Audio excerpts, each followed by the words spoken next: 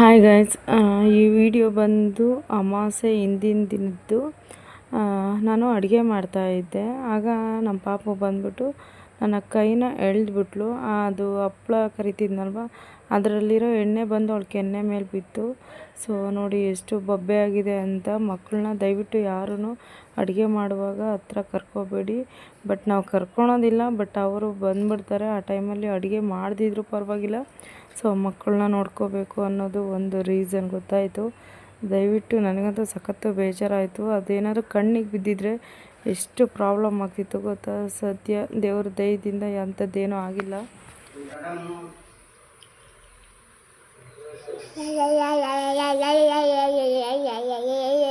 ನಿಮ್ಗೇನು ಅನ್ನಿಸ್ತಿಲ್ಲಲ್ಲ? ಯಾಕೆ ಅನಿಸುತ್ತೆ? ಹೊಟ್ಟೆ ಉರಿತಿರೋದು ನನಗೆ, ನಿನಗಲ್ಲ. ಏನಾಯ್ತು ಹೇಳ, ಹೆಂಗೆ ಸುಟ್ಕೊಂಡಿದ್ದು? ಆ್ಯಂಡ್ ಅಮಾವಾಸ್ಯೆ ಹಿಂದೆ ಮುಂದೆ ಆಗಿದ್ದಕ್ಕೆ ತುಂಬಾ ಬೇಜಾರಾಯಿತು. ಸದ್ಯ ಮುಖಕ್ಕೇನು ಫುಲ್ ಇದಾಗಿಲ್ಲ, ಆ್ಯಂಡ್ ಕಣ್ಣಿಗೇನು ಆಗಿಲ್ಲ. ಇಲ್ಲಂದಿದ್ರೆ ತುಂಬಾ ಪ್ರಾಬ್ಲಮ್ ಆಗಿರೋದು. ಮಕ್ಕಳನ್ನ ಇಷ್ಟು ಹುಷಾರಾಗಿ ನೋಡಿಕೊಂಡ್ರೂ ಕಮ್ಮಿನೇ. ಯಾವುದಾದ್ರೂ ಒಂದು ಇದು ಮಾಡಿಬಿಡ್ತಾರೆ. ಸೊ ನನಗಂತೂ ತುಂಬಾ ಬೇಜಾರಾಯಿತು. ಸೊ ಅವ್ರ ಅಪ್ಪಾಜಿ ಕೂಡ ಬೈತಾಯಿದ್ರು, ನೀನು ಅಡುಗೆ ಮಾಡಿಲ್ಲ ಅಂದರೆ ಪರವಾಗಿಲ್ಲ, ಪಾಪನ ನೋಡ್ಕೊ ಅಂತ. ಸೊ ಆಯಿಲ್ಮೆಂಟ್ ಎಲ್ಲ ಹಚ್ಚಿದ್ವಿ. ಅದು ಬೊಬ್ಬೆ ಬಂದಿತ್ತು, ಅದನ್ನು ಅವಳೇ ಕಿತ್ತಾಕೊಂಬಿಟ್ಲು. ಅಷ್ಟು ಸ್ಟ್ರಾಂಗು ಮಂಡಿ ಅಂದರೆ ಜಗಮಂಡಿ.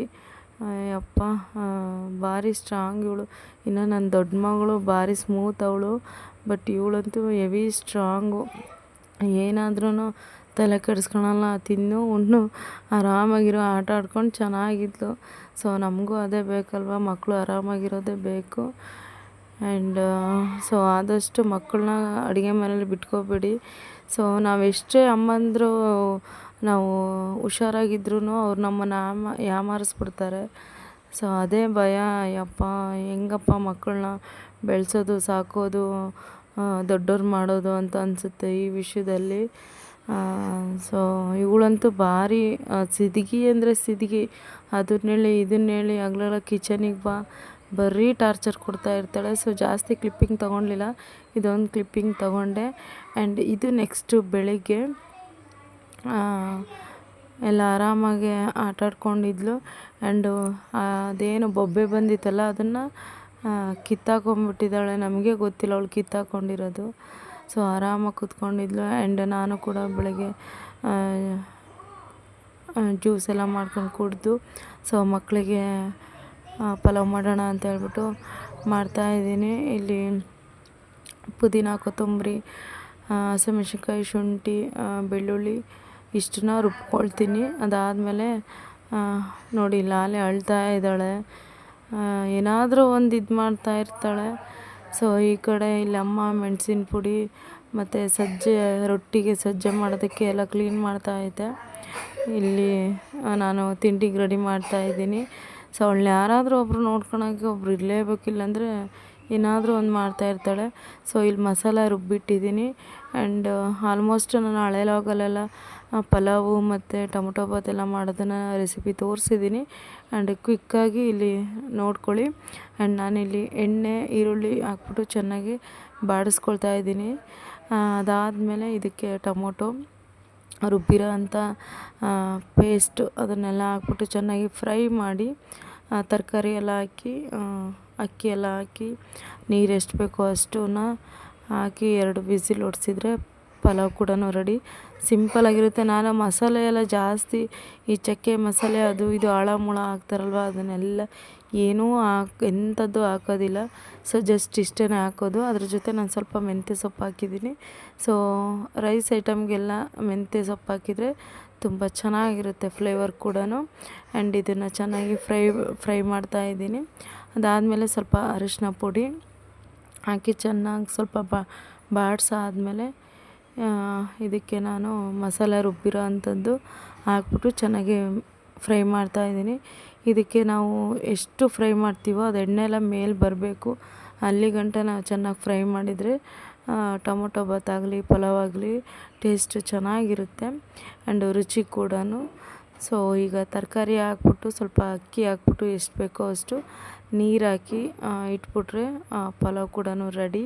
ಆ್ಯಂಡ್ ಇಲ್ಲಿ ಒಳ್ಳೆ ಮಿಕ್ಸ್ ಕೊಟ್ಟು ಈ ಕಡೆ ರುಚಿಗೆ ಎಷ್ಟು ಬೇಕೋ ಅಷ್ಟು ನಾನಿಲ್ಲಿ ಕಲ್ಲುಪ್ಪು ಹಾಕಿದ್ದೀನಿ. ಸೊ ಯಾವುದೇ ಅಡುಗೆಗಾಗಲಿ ಕಲ್ಲುಪ್ಪು ಬಳಸೋದ್ರಿಂದ ಒಳ್ಳೆ ರುಚಿ ಬರುತ್ತೆ. ಆ್ಯಂಡ್ ಈ ಕಡೆ ಅಕ್ಕಿ ಹಾಕ್ಬಿಟ್ಟು ನೀರು ಹಾಕಿ ನಾನು ಇದ್ದೀನಿ.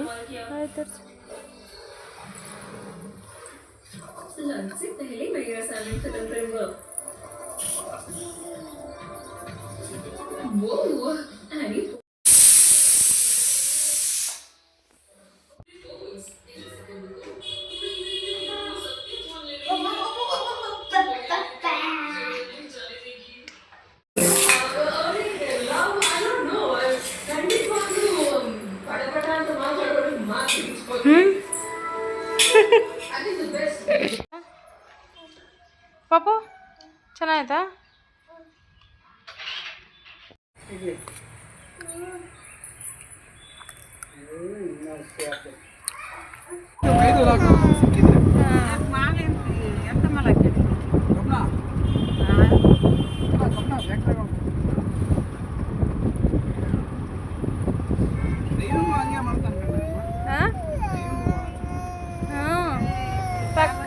ಪಕ್ಕ ಡ್ರೈವರು.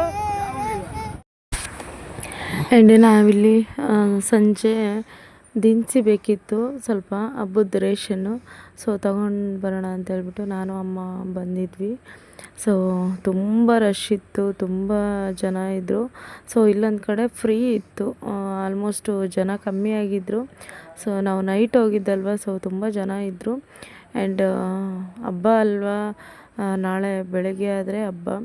ಸೊ ನಾವು ನೈಟು ಸ್ವಲ್ಪ ರೇಷನ್ ತೊಗೊಂಬರೋಣ ಅಂತ ಹೋಗಿದ್ವಲ್ಲ, ತುಂಬ ಜನ ಇದ್ದರು.